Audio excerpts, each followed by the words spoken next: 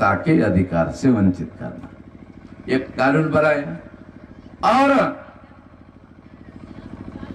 जब ये कानून असम में लागू हुआ तो वहां हंगामा खड़ा हो गया।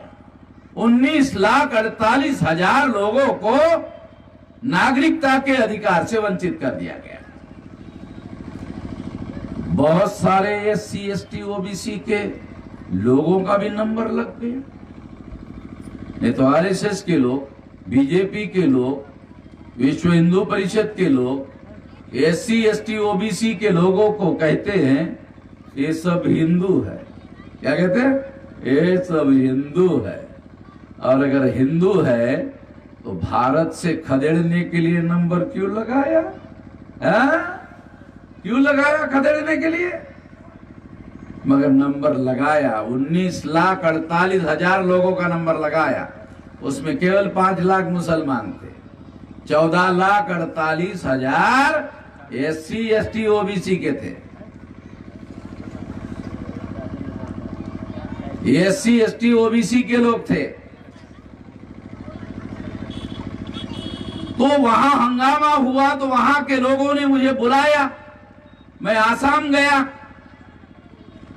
तो मैंने उन लोगों को पूछा कि जब बांग्लादेशी घुसपैठियों को खदेड़ने का आंदोलन चल रहा था, SC ST OBC के लोग थे, उसको पूछा जब आसाम में बांग्लादेशी घुसपैठियों को खदेड़ने का आंदोलन चल रहा था तब तुम क्या कर रहे थे?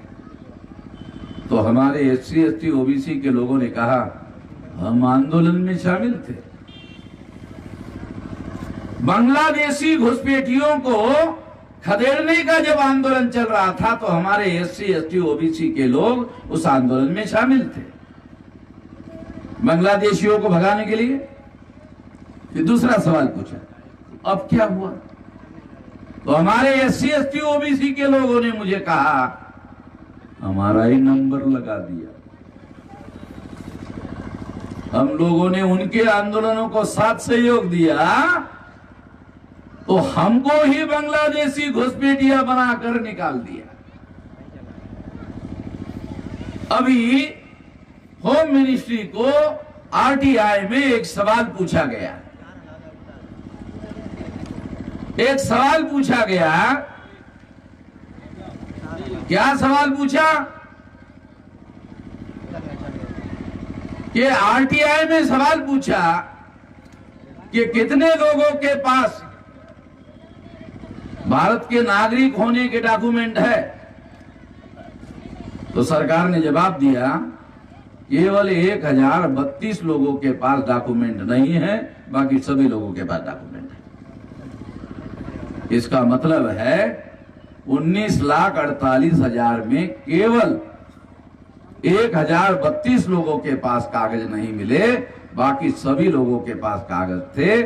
जबरदस्ती से इन लोगों ने हिंदू मुसलमान हिंदू मुसलमान हिंदू मुसलमान की लड़ाई लगवाने का कार्यक्रम, मुफ्त में कार्यक्रम शुरू करवाया। क्योंकि योगी के पास कोई कार्यक्रम नहीं है, मोदी के पास कोई कार्यक्रम नहीं है लोगों के विकास करने का। लोगों के विकास करने का कोई कार्यक्रम नहीं है। मोदी को पूछो कौन सा विकास किया? तुम तो डेली विकास विकास विकास विकास विकास हाँकते रहते हो। कौन सा विकास किया? कहा कि उत्तर प्रदेश में सबसे ज्यादा इंटरनेशनल एयरपोर्ट हमने बनवाए। एयरपोर्ट बनवाए कितने? 13 एयरपोर्ट बनवाए। तो यहाँ ये महिलाएं हैं, एयरपोर्ट पे बैठा कोई है? एयरपोर्ट पे बैठा है कोई? कोई एयरपोर्ट पे नहीं बैठा। प्लेन में कोई नहीं बैठा। हमारे लोग क्या करते हैं, जब आकाश में एरोप्लेन उड़ता है तो आंगन में भागते भागते आकर देखते, अरे फ्लाइट जा रहा है। बस देखने का काम हम कर सकते हैं, केवल देखने का काम। नरेंद्र मोदी कह रहा है 13 इंटरनेशनल एयरपोर्ट बनाए। क्या करने का? चाटने का है? तुम्हारे एयरपोर्ट को क्या करने का? चाटने का। जब घर में हम लोग खाना खाते हैं तो अचार बनाते हैं और खाने के दौरान चाटते रहते हैं अचार को, तो तुम्हारे एरोप्लेन एयरपोर्ट को चाटने का क्या करने का भाई? वहां बैठने की औकात तो हमारी है नहीं। दूसरा विकास के लिए बोलते हैं, देखो एक लेन वाली सड़क थी, हमने 2 लेन वाली सड़क बनाई। 2 लेन वाली सड़क थी, हमने 4 लेन वाली सड़क बनाई। 4 लेन वाली सड़क थी, 6 लेन वाली सड़क बनाई। 6 लेन वाली सड़क थी, 8 लेन वाली सड़क बनाई। हाँ, ये बात तो ठीक है, ये तो बात सही है कि ये बात किया है, रोड जो है बनाया, मगर वहां लिखा होता है, वहां क्या लिखा होता है? इस पर बैलगाड़ी नहीं चलेगी। विकास जो है इन लोगों का, विकास बता रहा हूं, तो लिखा होता है ये जो बड़े रोड है इस पर बैलगाड़ी नहीं चलेगी, मोटरसाइकिल नहीं चलेगी, साइकिल तो बिल्कुल नहीं चलेगी। इसका मतलब है रोड तो बड़े बनाए मगर हमको चलने पर पाबंदी लगाया, क्योंकि हमारे पास तो ज्यादा से ज्यादा मोटरसाइकिल होती है, साइकिल होती है, बैलगाड़ी होती है। तो इस तरह से ये है मोदी का और योगी का विकास। जब मैं गोरखपुर आया, एयरपोर्ट पर उतरा और एयरपोर्ट पर उतरा तो एयरपोर्ट का नाम लिखा हुआ मिला।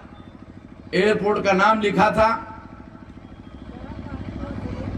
Gorakshnath airport, Gorakshnath airport.